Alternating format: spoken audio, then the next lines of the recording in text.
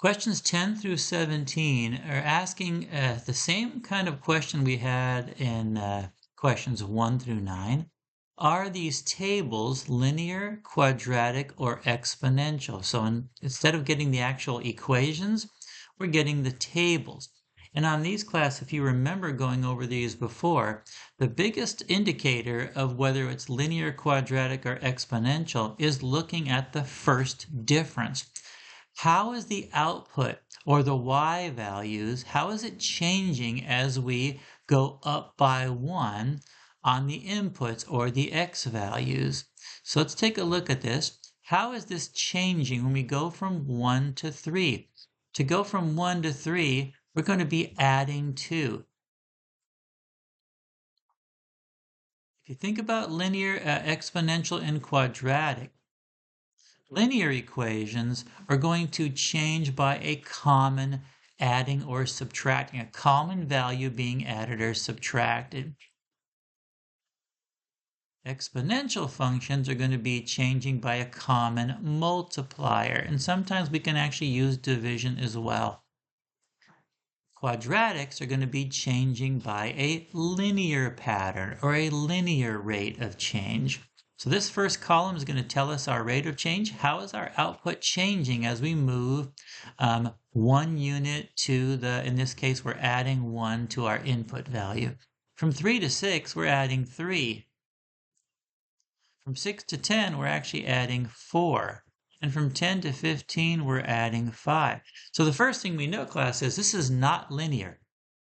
Because if it were linear, these would all be the same value being added or subtracted, or a constant rate of change. This is a changing rate of change. It's not exactly the same. In fact, this sequence is a linear sequence, and the way we verify that is we're actually going to check the second difference.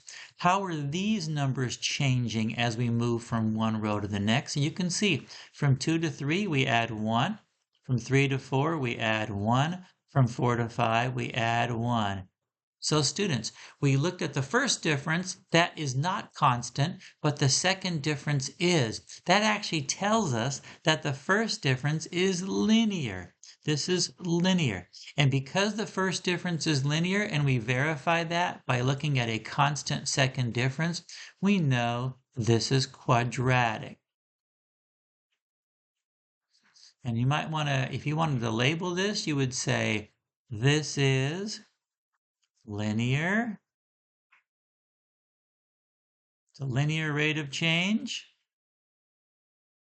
And we know that because how is the first difference changing? It's changing by a constant value. Oops, it's a terrible arrow.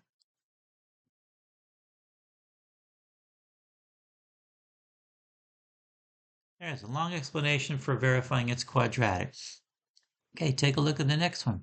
Let's take a look at our first difference and see what kind of rate of change that is. From 4 to 8, we add 4. 8 to 12, oh, we add 4 again. 12 to 16, we add 4 again. 16 to 20, we add 4 again. Class, if we look at this, the first difference or the rate of change is constant. It's constant adding, or we could also have a subtracting one. But in this case, this rate of change, it's a constant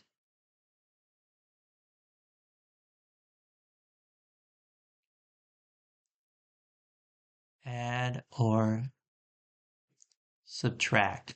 And because our rate of change, add or subtract, constant rate of change, adding or subtracting. And that means we know this is linear. Notice, class, that this is exactly what we saw on the second difference here. We saw a constant value of how the first difference was changing that proved this was linear. Well, in this case, our first difference, our outputs are actually changing by a constant value of adding 4, and that means it's linear. Take a look at the next one. Now in this one, class, you can look at constant change here. 64 plus 64 is 128. And 128 plus 128 is 256. And 256 plus 256 is actually 512, and you look at that and say, well, I know that's not linear, because if it were linear, this would be a constant rate of change. We'd be having a constant adding or subtracting here. Put that C right there. So then we look at this and say, okay, is it quadratic? Let's take a look. To get from 64 to 128, you add 64. And to go from 128 to 256, you add 128. Look what happens, class. For this one, the second difference is also a changing value. It's not the same value. So when we look at those two things, we can rule out linear because the first difference is not a constant rate of change. We can rule out quadratic because the second difference is not constant. And that means we have to try exponential. So I'm going to get rid of this here. See if I can neatly delete that. There we go. Now, the way I do this now, class, the easy way to do this, you say, okay, let's check and see if it's exponential. So we're going to actually do this. We're going to take the 128 and divide by 64. So 128 divided by 64 is 2. That means 64 times 2 is 128. Let's do the same thing here. Our next output is 256 divided by 128 is 2. That means our rate of change is multiplied by 2. And the same thing here. 512 divided by 256 means we're multiplying 256 by 2. And the same on the next one. So now you look at this, class. We don't have a linear rate of change. We do have a constant rate of change, but when we write this down, we're going to write this is a constant rate of change. Rate of change, but it's not adding or subtracting. It's multiplying or dividing. Multiplying or dividing. And that means we know this is exponential. Last one, number 13. Ooh, we got fractions going on here. This would throw some of us off. I can tell you, class, you can play with constant adding or subtracting here, and you're not going to see a constant adding or subtracting. In fact, when you start seeing fractions, I would say check exponential first and see if it actually is an exponential pattern. And the way you would do this is you can do the same thing you did on question number 12. In your calculator, you're going to put 1/5 divided by 1/25. Now that may be hard for some of you to put in your calculator. I'll write it out for you right here.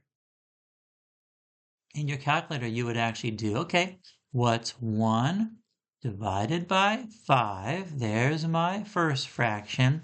And then divided by 1 divided by 25. When you put that in your calculator, I'm going to put it in mine real quick and just kind of see where we're at. Make sure this is working out the way it's supposed to. So 1 divided by 5 divided by 1 divided by 25. And you actually get the value of 5.